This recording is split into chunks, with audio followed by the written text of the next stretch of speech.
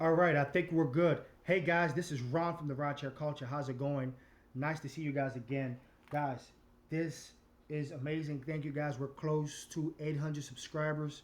Ron from the Rideshare Culture appreciates it. I want to get right into the video. Let's look at what the Uber CEO said. Again, I am late to this. September 7th is right here on the page. Thank you, Rachel Ventresca, for the article. I'll leave a link of this in the description below. You guys can read it yourself. You may need to pay a fee to read the whole entire article. But I'm just going to read you guys the title. Even the CEO of Uber, even the CEO of Uber thinks the company sucks and treats its drivers like crap. That's because he spent a day behind the wheel.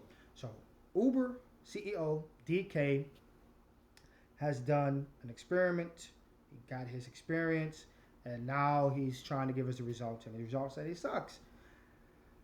Now, as somebody who looks into business and stocks, I'm not sure if that's the right thing to do. In some cases, depending on who you talk to, the company's been around for many, many years, more than 5 years. It's a multi-billion-dollar company, and if there's an investors, public and private, trying to put money into this, it could do something. I don't know. However, I looked at the stock, dropped a little bit, but not enough to make major news that the stock is bad. But regardless of that, I want to give my opinion on this because I've been doing Uber for 8 years. I have with Uber about 13,000 rideshare trips. With Lyft, I have about 4,000 rideshare trips, so in total of almost about over 15,000 total. So I know a thing or two about rideshare and just how the system works and as just a driver in general. Because of course this particular system uses a electronic device, a phone or a tablet, to accept trips. Of course, there's technical stuff, but nonetheless, do I think Uber sucks? I have a moderate view on this, and the reason why is because I understand the business part, the business acumen of this company. Yes, their Uber disrespects the driver when they pay them. They also disrespect the driver when the driver service, when you call for customer service and for service as a driver, to be assisted with such a thing with the app or anything like that. There are rude people over the phone.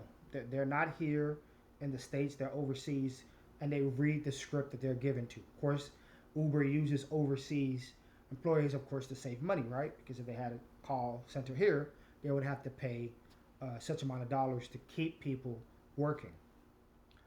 um, the app sometimes becomes an issue because you may get a trip and the app glitches on you, and or you have some update that you thought you updated. You even check the app store to make sure it's updated, and all of a sudden they push one out. They're always changing some addendum to some contract. So yeah, there's some disrespect going on to a degree to Uber to the from Uber to the independent contractor driver.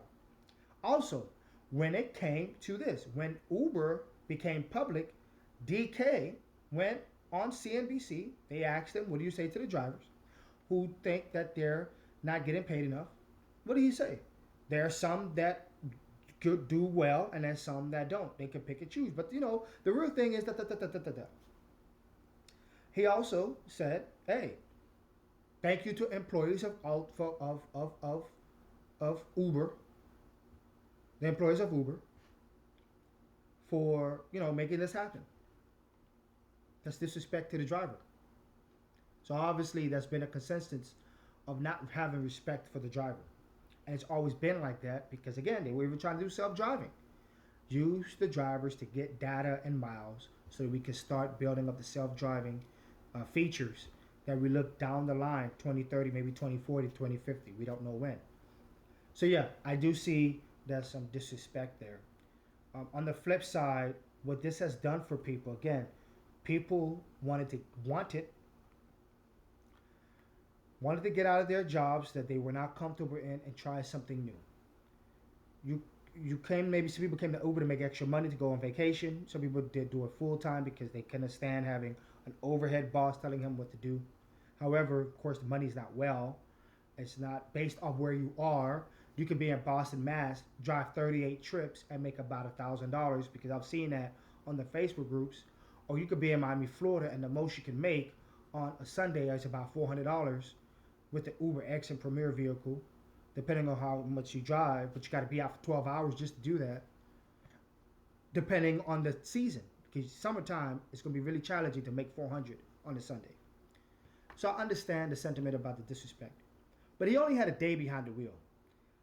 Dara, if ever you come across this content here and this video and this part of the video, you need more days. You need 30 days. It's 21 days to make a habit. You need 30 days to really see that. And if you think one day sucks, imagine doing this thing for 8 years. And because I like to drive, and it is a way for me to make extra money, and it is a this is wanted. I'm wanting to do this because again, I could get a second job and do something else. I don't necessarily have to do Uber, but I'd rather do Uber than something else because I rather want to do it. Again, that's why I've said to people want to do rideshare. You do not have to do rideshare, guys. You can go ahead and really do your own thing. Or there are many people who put in money to buy new cars, Suburbans, Escalades, GMC Yukons. Many of them have tried to, get their own private client list, which you can do there as well. But again, guess who's capturing your audience? Uber is. You're not putting the money out to advertise on YouTube or anything else. Uber's actually doing that for you. So, anyways, I want to show you guys some screenshots of trips that were given to me. Disrespectful trips, as I'm going to call them. $38.21 for a 1-hour trip to West Palm Beach, 67 miles, 45 plus minutes. Disrespectful. 2015, this will be $100 to West Palm Beach. Let's go to the next one. This is a package. Let me talk about Uber and again about when they talk about the disrespect and stuff. Uber had what's called Uber Select in Orlando. And I went to Orlando in 2016 with my Chevrolet Impala. And it qualified for Uber Select. And that was basically like an Uber Lux pay. It was like, I think, $2-something a mile. I remember picking up a kid. I call him a kid because dude was young, 20. Taking him over to near the parks. Made about, I think, $35 in like 6 minutes. It was just amazing how much money I made off that trip. But that was Uber Select. But what happens? Oh, Uber Select is not being used enough. Uber Lux is not being used as much. So we're going to take away Uber Lux and leave Uber Premier. And we're going to take away Uber Select and put in Uber Comfort. So now we're going to pay the driver lower.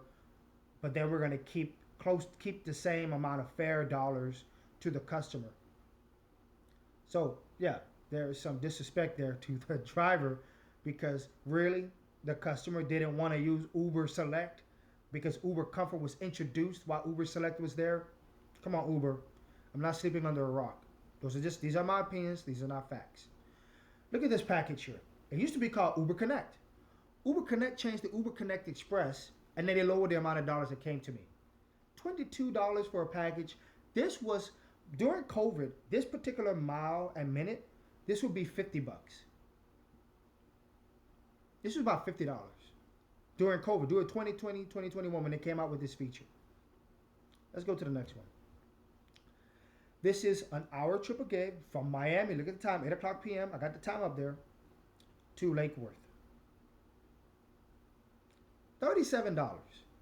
So, yeah, there is some things where Uber definitely got to work on. And whoever's coding the algorithm to do this, we need to speak to you. Because we need to understand why. What are you guys doing? Why are you doing this?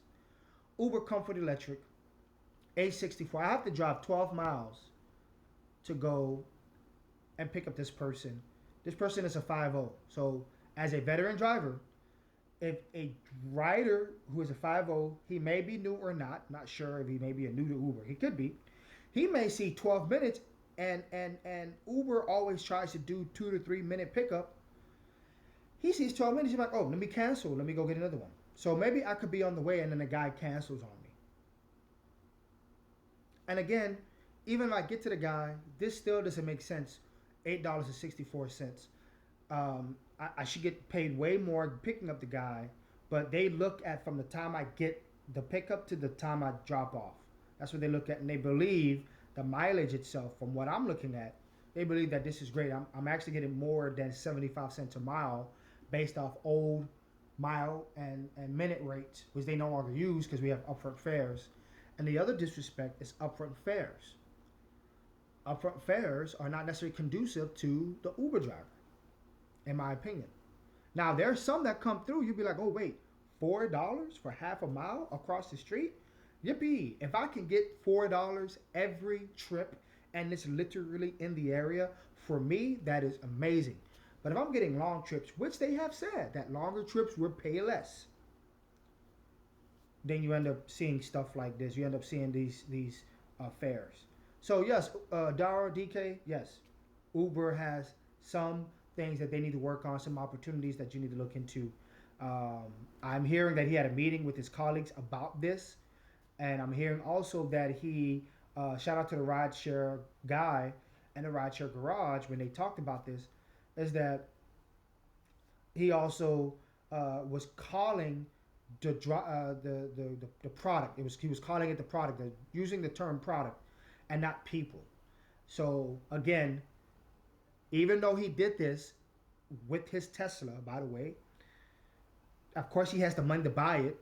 He's not doing it in a Corolla or some other gas vehicle that doesn't make sense to get.